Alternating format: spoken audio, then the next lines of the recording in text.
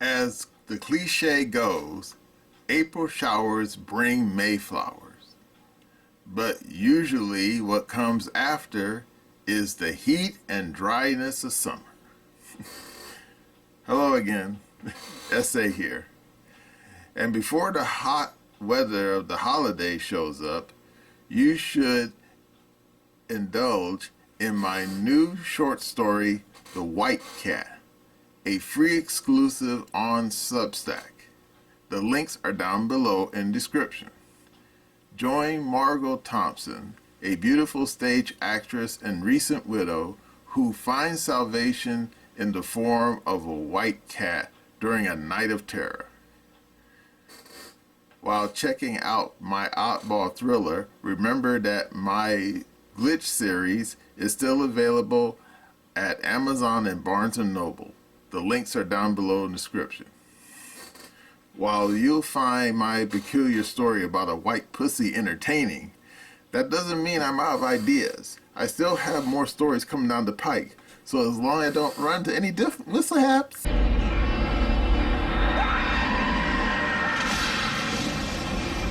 you'll see those stories as well. Now let's get back to the video. Hello again, SA here. What is stagflation? Well, according to the encyclopedia, it's pretty basic.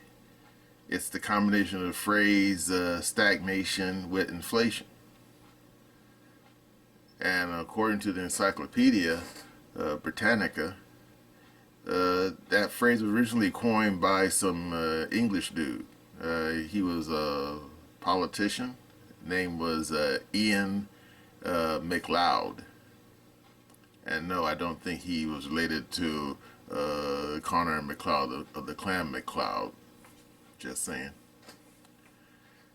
And supposedly he coined it in a speech back in the 1960s, because at that time the English were hurting pretty bad economically. You know, their empire was gone and the bill for the Second World War had come due. And I remember Ted Koppel, who's English. You would never know that if you ever saw his show, but yeah, he's English. He said that back when he was a little kid in the 1950s, they still had food rationing. And you say, wait, what? Yeah, I was shocked when he said that. He said that, yeah, back in the 1950s, you couldn't get cheese because England had such a big bill from the Second World War and their empire was gone. They had no way to pay it. So everyone had to tighten their belts. And then I remember he said when his family came to the United States, when he was still a kid, and he went to an American supermarket, he said he burst out crying because he saw all the various cheeses that he never knew existed. You know, Gouda, Munster, Brie, as well as good old-fashioned American cheese. You know, that damn stuff by Kraft. Of course, most people will say that's not really cheese, that's processed cheese product, but not getting into the weeds over that. But the thing is, stagflation also happened in America during that time period. Indeed, anyone who remembers Nixon remembers that Nixon did a lot of things that were not too smart. Yeah, for example, he took America off the gold standard. Yeah, that wasn't very bright. Why? I think because the bill for Vietnam was coming due. And I guess the people who were advising him told him that maybe that they could hold off paying that bill and not hurt the value of the American dollar if they took it, if they turned it into a fiat currency. Yeah, well, like I said, that wasn't too bright. But anyway, this video is not so much about past stagflation. This video is about the here and now. Now I'm going to show you a video from Gutfeld. Actually, it wasn't really Gutfeld per se. It was from the program he's usually on, that 5 show. And believe me, they get into the nuts and bolts about what's going on, the stagflation in the here and now. Okay, are you ready? Here we go. Bidenomics continues to be a vampire, sucking the life out of our finances, draining bank accounts faster than Jesse's when he binges on toupees and tanning beds.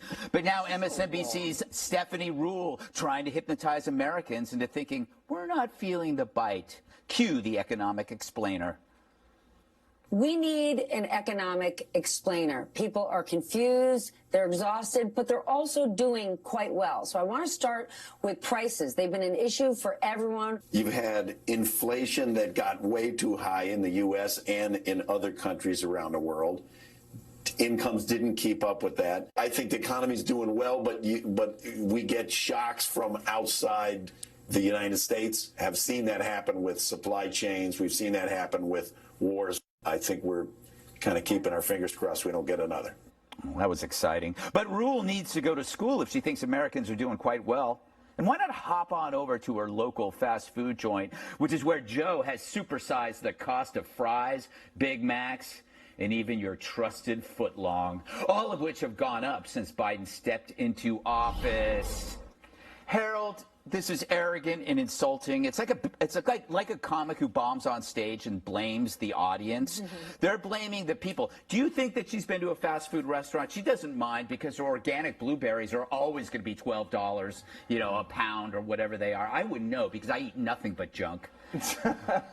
Look, I like Stephanie. I don't necessarily agree with her and Austin, but I don't fully agree with what they're saying here. I think when politicians, we've said on this show many times, when you are telling someone that they're safe, that they're healthy, that they are economically secure, and they don't feel it, it's a hard time translating that into them supporting you when you say that they should be feeling well. The truth of the matter is that credit card delinquencies are up from last year.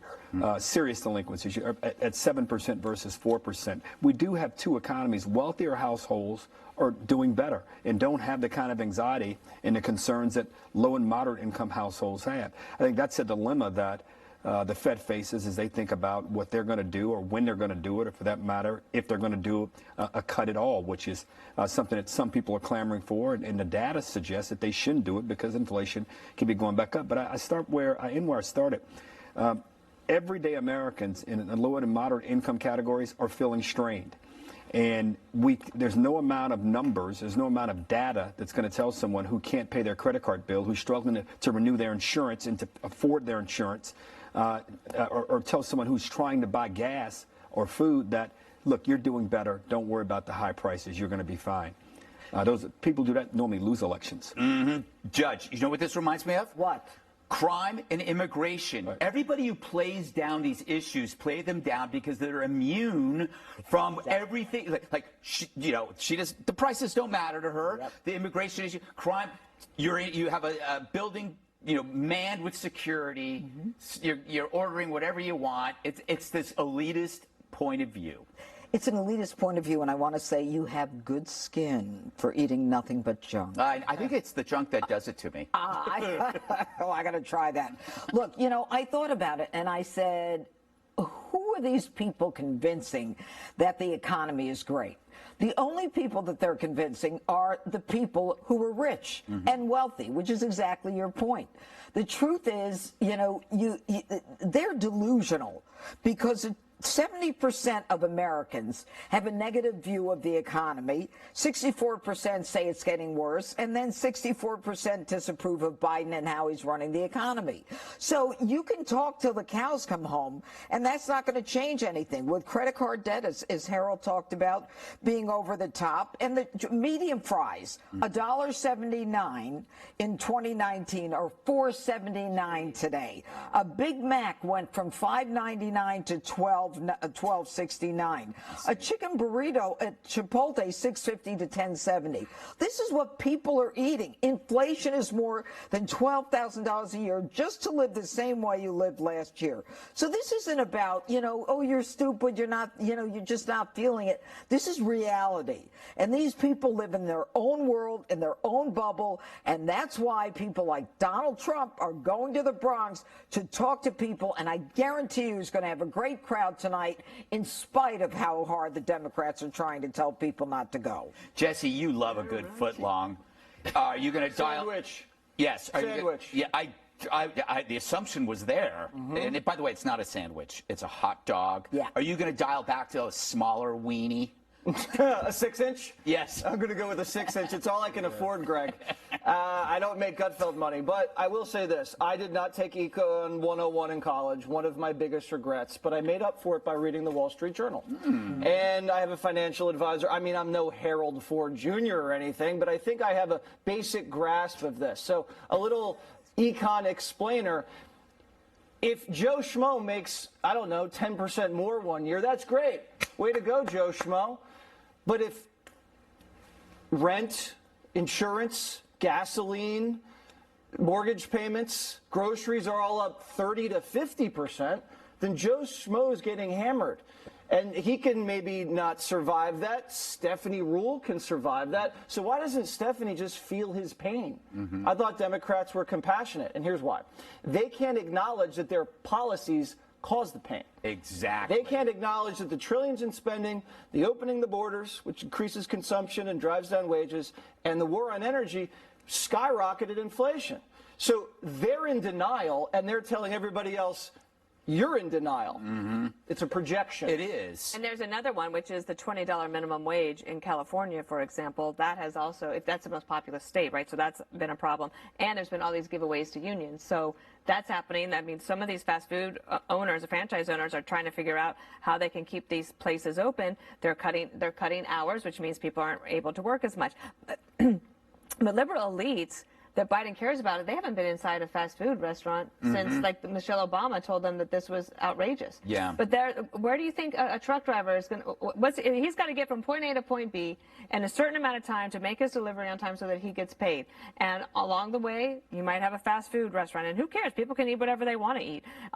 But they can't pretend that they don't have a huge problem. The other thing is the White House says that this is all corporate greed. How come there's only corporate greed when Democrats are in office? Right. It doesn't pass the smell test, and people like in the Bronx, they know. You know, you kind of touch, there is a scent of a class issue here where they assign a moral value to the things you buy. You know, like who eats fast food? Not people I know. But I have a feeling a lot more people will be eating fast food, particularly the people at Media Matters who got laid off. Okay, you saw that, right? Yeah, well, believe me, if you had a craving for a double-double, or at least a damn a quarter pounder with cheese, yeah, you're going to be hankering for that thing for quite a while. Now, as for me personally, I don't really eat fast food. And not because the damn stuff is super pricey either. It's because, well, it's just not good for you. Problem is, most people don't have any other options. Yeah, some people couldn't be working stiffs.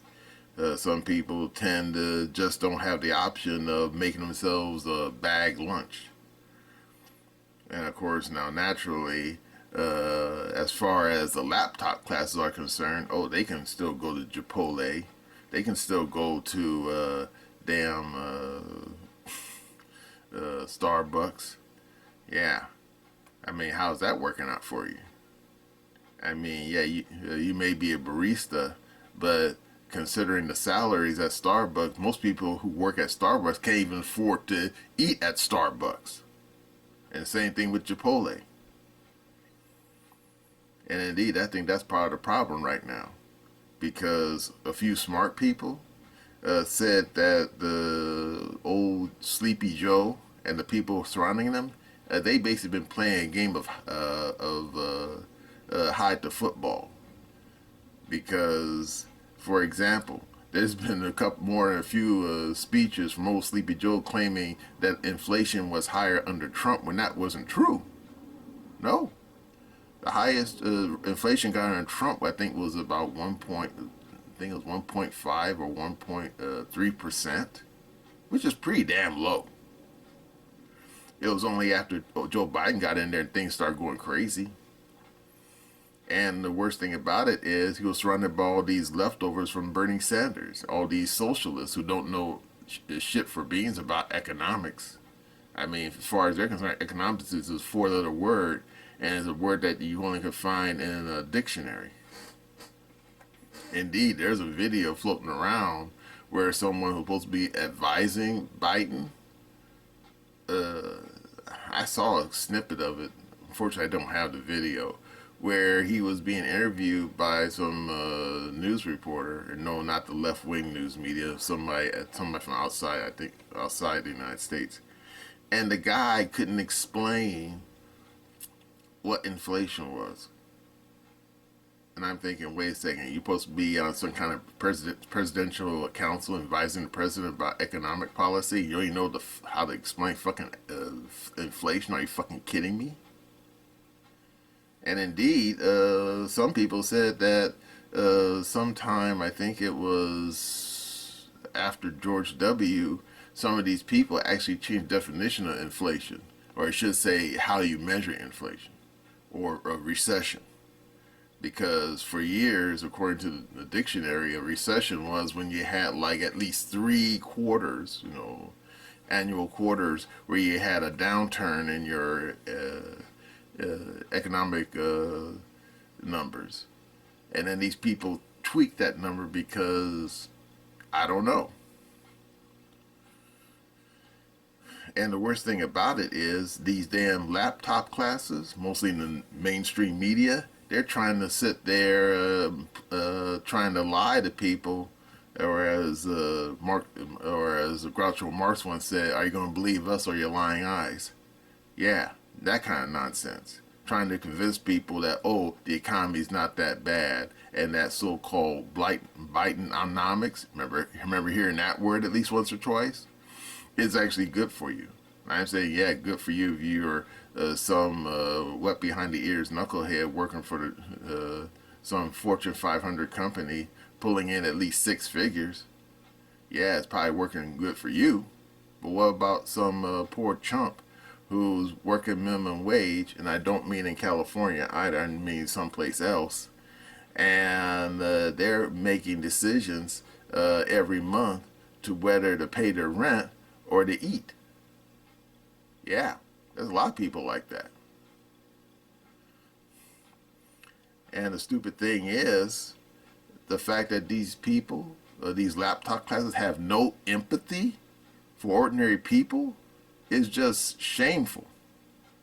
Indeed, just this week, of May 25th, 2024, Trump decided to have a little rally in the Bronx. And you say, the Bronx? You mean in New York? Yeah, in New York. Why? You think that's some kind of no-go zone? Hey, we're not talking about certain areas of Stockholm, Sweden, which is a no-go zone if you're a Swedish cop, which I'm not going to get into. No. I mean, people tend to forget. Trump is a New Yorker, born and bred. The guy was born and raised out there in Jamaica Bay, out there in Queens. So it's not too far from the Bronx. But yeah, he went out there and people showed up. And no, they weren't throwing rotten tomatoes and eggs at him either. And the damn laptop classes in mainstream media, they became enraged. And I'm thinking, well, guess what? It's your damn fault. And then that woman, Hochul, who's supposed to be the governor, she had nerve to say that most of those people that went to see Trump speak were, bussed in. Are you kidding me? Because multiple people, like for example, this guy who works for Jesse Waters, his name is Johnny, don't know his last name. He was out there with the film crew, and they said that there was no buses, bringing people in for like Bull Dyke, Montana, or someplace like that. And most of the people in the crowd were all brown. Yeah, that's right. And he actually spoke to some of the people, and yeah, these people were Bronx people born and bred. And they didn't like the fact that the damn so-called news media was lying to them about how bad the economy is, trying to convince them that everything's just fine. And these people said, no, it's not fine. It's not fine at all. and they really detest that the damn news media is lying to them about everything. And then you say why? Because they're trying to win an election. Now the funny thing is, we've had stagnation before. Like I said, back during the Nixon era. In fact, that lasted from Nixon all the way through to Ford, Carter, and then finally Reagan. But back in those days, the news media was honest. Because I was a kid back then, and they said, yeah, the economy is shit, and everybody knew it. And indeed, it was only under Reagan when they turned things around. Because I remember reading about it years ago, where they said that the guy who ran the Fed, the Federal Reserve, a guy named Volcker, he did something where he increased the prime interest rates. And I remember they said that what he did was that by increasing the interest rates, it basically restricted money, available money for loans and stuff like that. Now, of course, naturally, if you were trying to get a house loan or a car loan or a mortgage, you would like say, nah, I ain't doing it because you can't afford the interest rate. But it worked. And then within a few short years, eventually they said that Volcker's technique worked and eventually burned the stagflation out of the economy. And eventually the economy started, slowly but surely started getting better. Now, of course, these knuckleheads like that damn Janet Yellen, who's currently working for old Sleepy Joe, and wait for it, she was there back during Obama too, so there you go. Most people said the woman's a moron. And then you say, how'd she get that job? Obviously, she kissed enough ass to get that job. But yeah, the woman doesn't know what the hell she's doing. So what's going to happen? Well, God willing, we'll get Sleepy Joe and all these leftists out there and get some people who know what they're doing. That would be Trump? Maybe. Unless, of course, something crazy happens and we get a replay of 2020 election.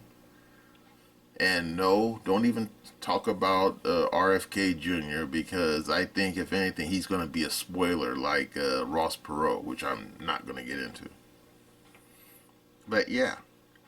And say what you want about Trump, but one thing you can't deny is that Trump's a businessman. He knows about money. Indeed, he knows about how to set up a business, and wait for it, he also knows when a business is failing. So there you go. So yeah. I think that Trump knows enough people, business people, people who really know economics, dollars and cents. And in theory, I think he might find the secret sauce to get rid of all this miserableness we have in our economy. But in the meantime, people, let's just say this. They ain't going to Burger King or McDonald's or even damn Taco Bell anytime soon.